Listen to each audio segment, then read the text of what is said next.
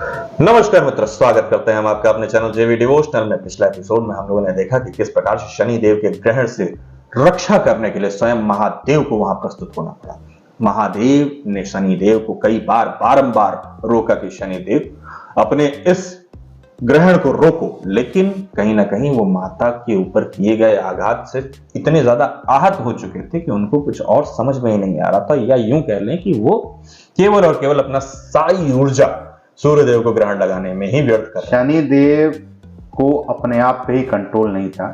वो क्रोधवश, जितना भी क्रोध था उनके अंदर, वो सारी स्थिति भूल गए थे। यहाँ पे कौन कौन प्रस्तुत है, क्या हो रहा है, कुछ नहीं। केवल और केवल उनका ध्यान जो है सूर्यदेव पर अटक गया और वही उनके लिए घातक सिद्ध हुआ। महादेव के प्रति उन्होंने कुछ नहीं बोला, ना उनके बारे में कुछ महादेव ने बोला।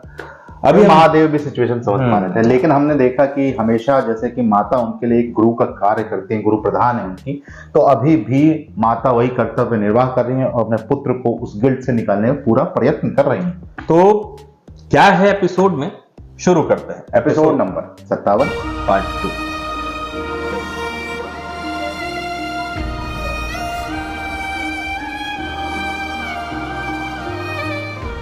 कभी कभी प्रश्नों का उत्तर लक्ष्य पर नहीं, परंतु लक्ष्य तक की जाने वाली यात्रा में मिलता है खुद। और तुमसे अधिक ये कौन जान सकता है, कैलाश यात्रा की है तुमने।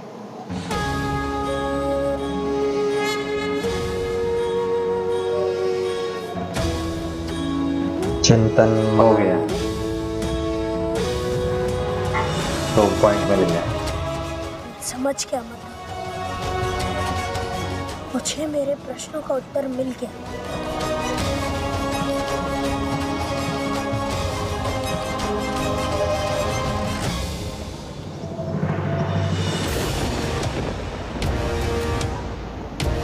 महादेव के एक्सप्रेशन भी देखिए, बहुत भाविक।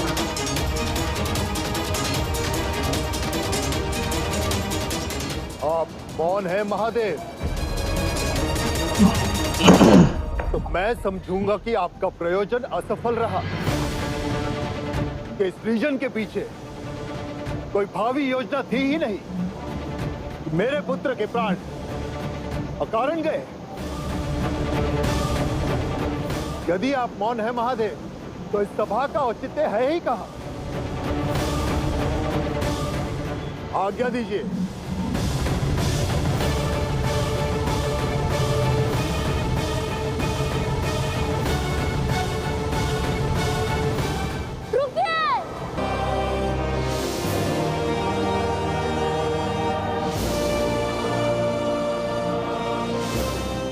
घटनाक्रम कोई दुर्घटना नहीं थी, इसके पीछे महादेव का एक महान प्रयोजन था।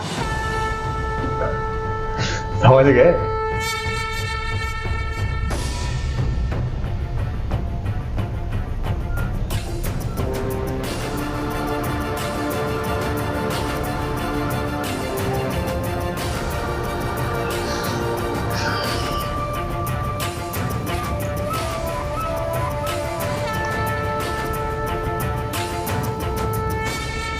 महादेव, जब आप जानते हैं कि ये कोई दुर्घटना नहीं थी, तो फिर मौन क्यों है? आप सबका संदेह मिटा क्यों नहीं देते?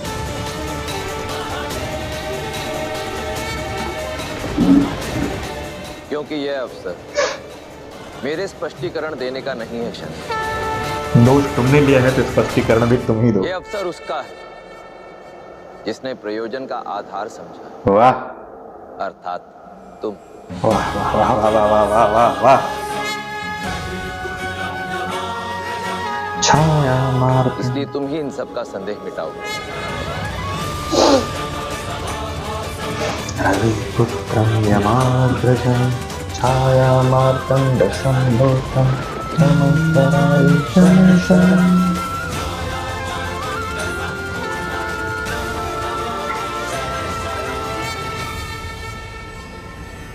पृथ्वी पर जीवन केवल मनुष्य की उत्पत्ति नहीं थी, अपितु देवों, दानवों और हर जाति को एक सीख देना था।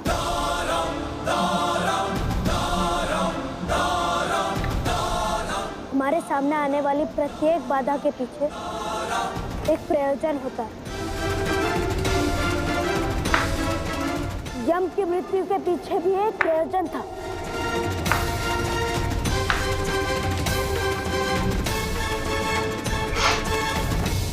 वैसा ही प्रयोजन जो मेरी कैलाश यात्रा के पीछे था। उस यात्रा के पीछे महादेव का प्रयोजन था। मुझे वो सीख देना जो मैं आज आपके सामने प्रस्तुत करने जा रहा हूँ।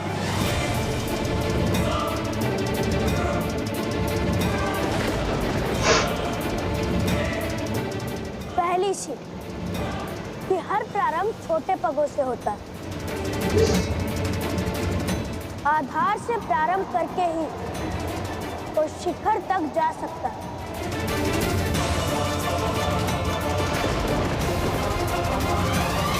दूसरी सीख, हर यात्रा, हर लक्ष्य के मार्ग में कुछ बाधाएं आती हैं। तो हमारे अपने और संसार के सभी तत्व आपके विरुद्ध हो जाते हैं ताकि आपकी शक्ति को जांच सके। और यदि हम पर्याप्त शक्तिशाली नहीं हैं, तो हमें पीछे ढकेल सके।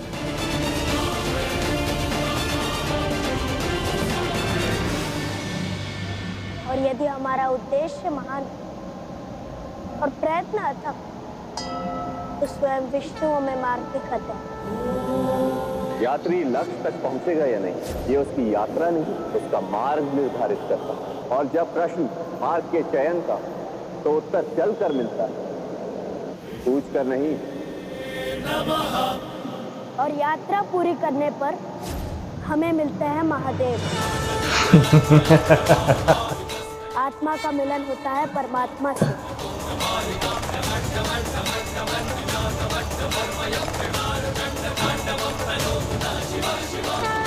जीवन और मृत्यु का परम सत्य,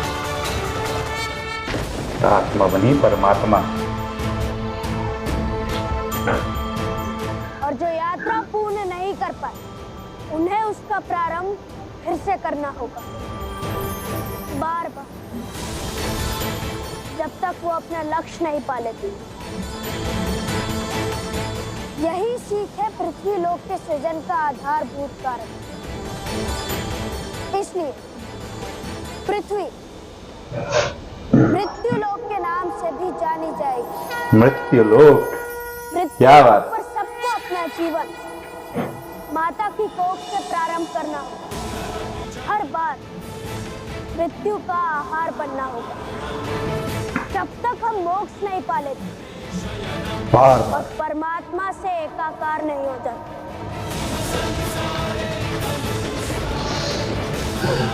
और यम पृथ्वी लोक पर सबसे पहले मृत्यु को प्राप्त किया, मृत्यु के मार्ग पर गया ताकि इस यात्रा के अभिप्राय को समझ सके। वो यात्रा तो मनुष्य को ले जाएगी असत्य से सत्य की ओर, अंधकार से प्रकाश की ओर और मृत्यु से अमरत्व की ओर।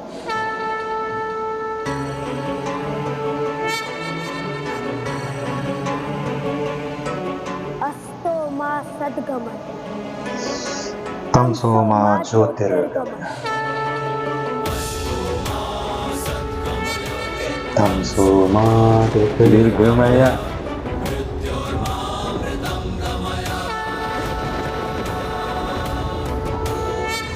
सूरज है ना बता।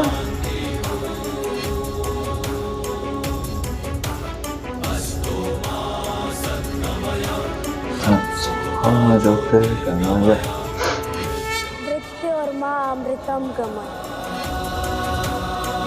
मृत्यु अमृतम।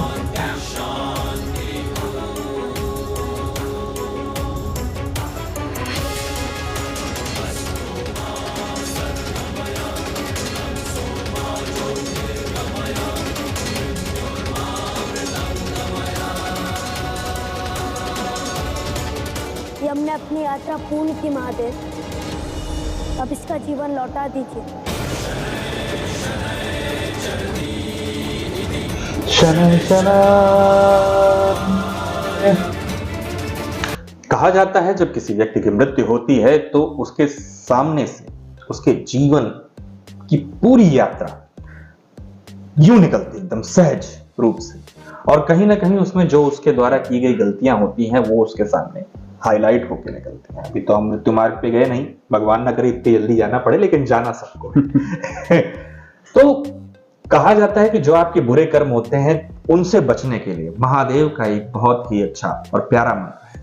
कहा जाता है उस मंत्र को महामृत्युंजय मंत्र। उस मंत्र का उच्चारण है ओम त्र्यंबकम यजामहिं सुगंधिं पुष्टिवर्धनम् उर्वारुकमिव बंधनात् मृत्योर्मोक्षे मामृतात्। हर हर महादेव। इसमें जो सुगंधिम शब्द है, वो सुगंधिम शब्द दरअसल आपके जीवन की अच्छी खुशबू से रिलेटेड है, कि आपके जीवन में जो अच्छी वाइब्रेशंस हैं वही आपके पास आए। महादेव ऐसी कृपा करें कि मृत्यु से हमें भय नहीं है। मृत्यु जब हमारे समीप, मृत्यु से भय किस प्रकार का होता है? मृत्यु से भय दो प्रकार का होता है। एक अपने किए गए कर्मों को देखना, दूसरा उस मृत्यु के वक्त हुई पीड़ा। ये दो ही भय हैं मृत्यु के, बाकी मृत्यु का कोई भय नहीं। तो इन दोनों भयों से बचाने का कार्य महादेव के अलावा और दूसरा कोई नहीं कर सकता। रही बात यम की, तो जिस प्रकार से यम इस संसार में मृत्यु को प्राप्त होने वाले प्रथम बने, प्रथम वो जो इस संसार में किसी भी प्रकार से मृत्यु को प्राप्त हुआ है, वही जानता है कि मृत्यु का मार्ग क्या होगा। क्योंकि जब किसी को मृत्यु का मार्ग ही नहीं पता तो वो बाकियों को मृत्यु के मार्ग पे कैसे लाएगा? हिंट आप समझ गए। दूसरे शब्दों में अगर इसको समझाएं तो जब हम मृत्यु की ओर जाते हैं, मृत्यु को प्राप्त होते हैं, तो जब हमें बुरे कर्म याद आते हैं, हमने जो जीवन भर गलतियां की उसकी गिल्ट आती है, तो जब उस समय ये विचार आता है कि हम ये चीजें गलत थी, ये नहीं करना चाहिए, तो हमारी आत्मा का एक तरह से शुद्धिकरण हो जाता है, ब्रेन वॉश हो जाता है, और ये होता है कि अच्छे मार्ग पे सदैव चलना चाहिए। तो जब वो आत्मा परमात्मा में विलीन होती है और नया जीवन लेके आती है, तो वो याद नहीं रहता उसको, लेकिन वो अच्छे कार्य सोच बनकर हमारे जीवन में प्रेरणा का कार्य करते हैं। लेकिन होता क्या है, जब भी कोई आपका नया जीवन चालू होता है या शुरू होता है तो वो आपको ऊर्जावान बनाता है। ऊर्जावान मतलब आप किस प्रकार की ऊर्जा से रिलेटेड रहेंगे। कहने का तात्पर्य है आप तामसिक ऊर्जा से रिलेटेड रहेंगे या सात्विक ऊर्जा से रिलेटेड रहेंगे। हमें तो ऐसा लगता है कि ये पूर्वजन्म का खेल रहता है कि हमारी जैसी ऊर्जा हमने छोड़ी थी, और अगर हमारी आत्मा का शुद्धिकरण हुआ होगा तो पॉजिटिव एनर्जी रहती है अच्छी खासी। पूर्व जन्म के बारे में मेरे पास बहुत ही अच्छी कुछ लेखनी है स्वयं की, कभी किसी जगह मौका लगा हिप्नोटाइज करेंगे।